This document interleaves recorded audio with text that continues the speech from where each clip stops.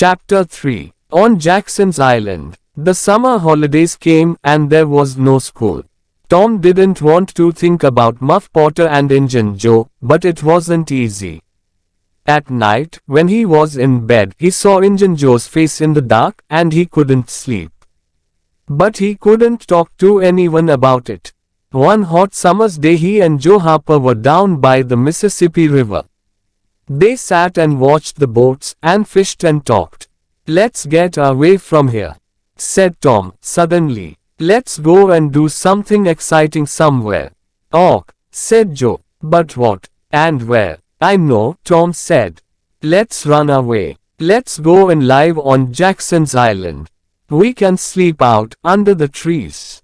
They watched the boats and fished and talked. Jackson's Island was in the Mississippi, 3 miles south of St. Petersburg. Nobody lived there. "Let's ask Huck Finn, too," said Tom. "But don't tell your mother or father or anyone. Go home and get some things to eat, and meet me here at midnight."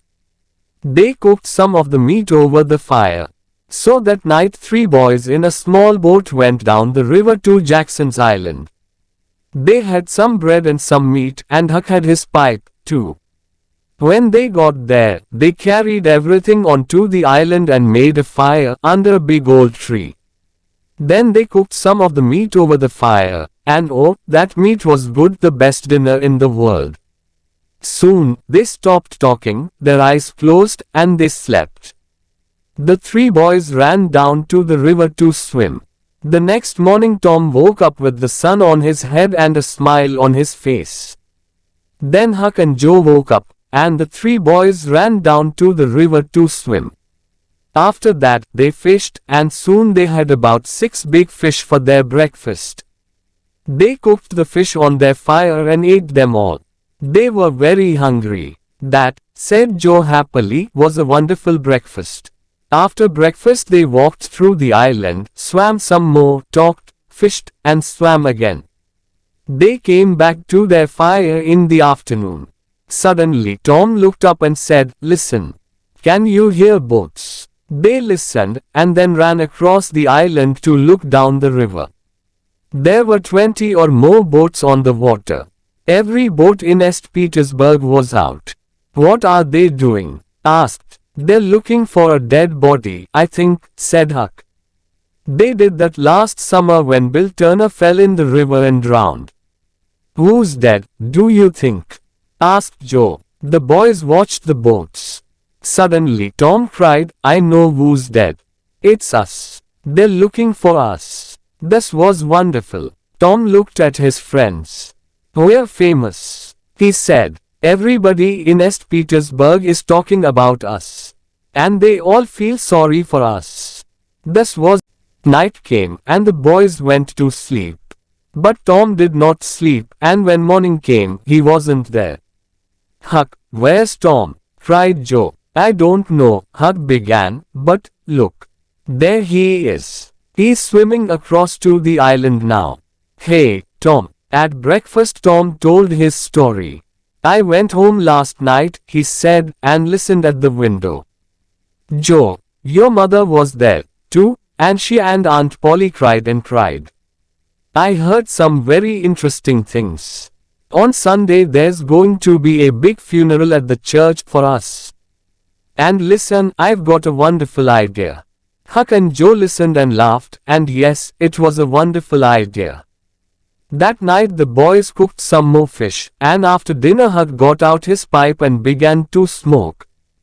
"Can we smoke, too?" asked Tom.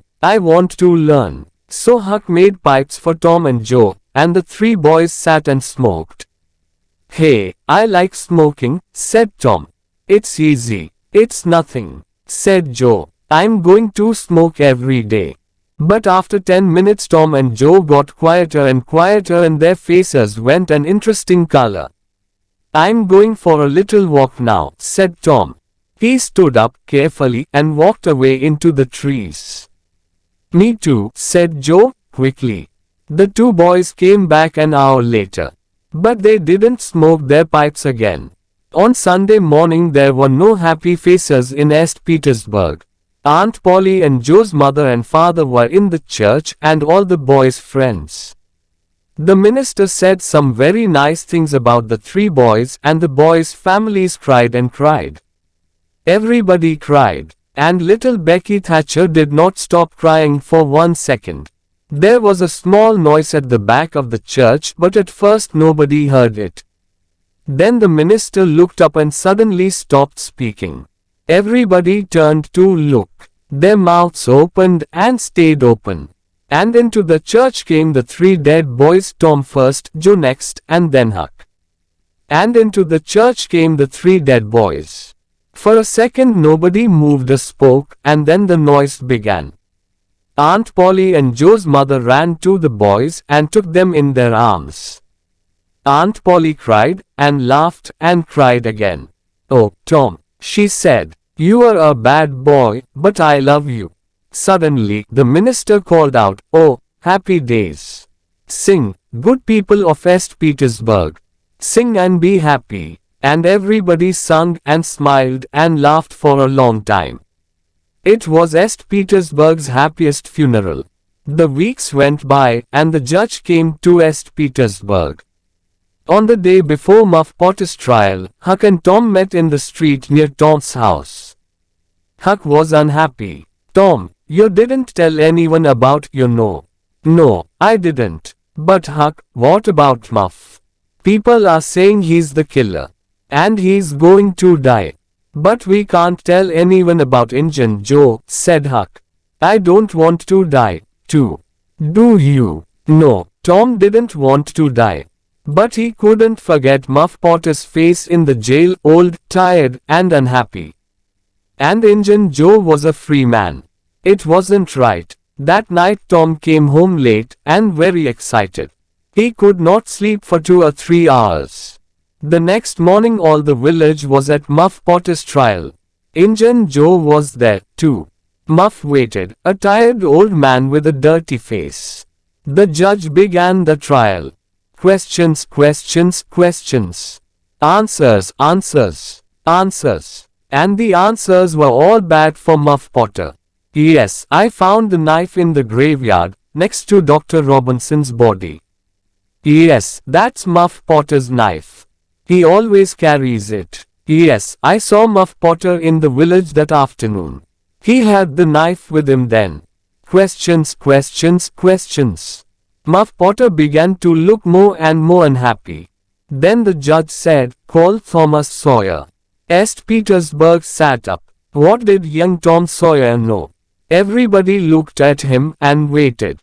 "Thomas Sawyer, where were you on the 17th of June, at the hour of midnight?" "In the graveyard." "Why?" "I went there to see ghosts. With a dead cat." East Petersburg laughed, and the judge looked angry.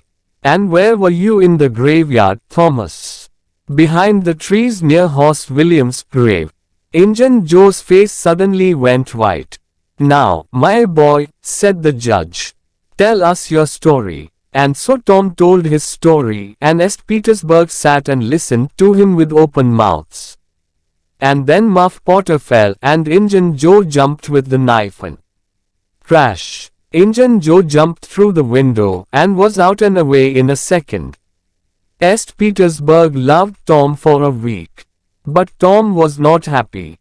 Injun Joe was not in jail, and he was a dangerous man. Tom slept badly for weeks. The slow summer days went by.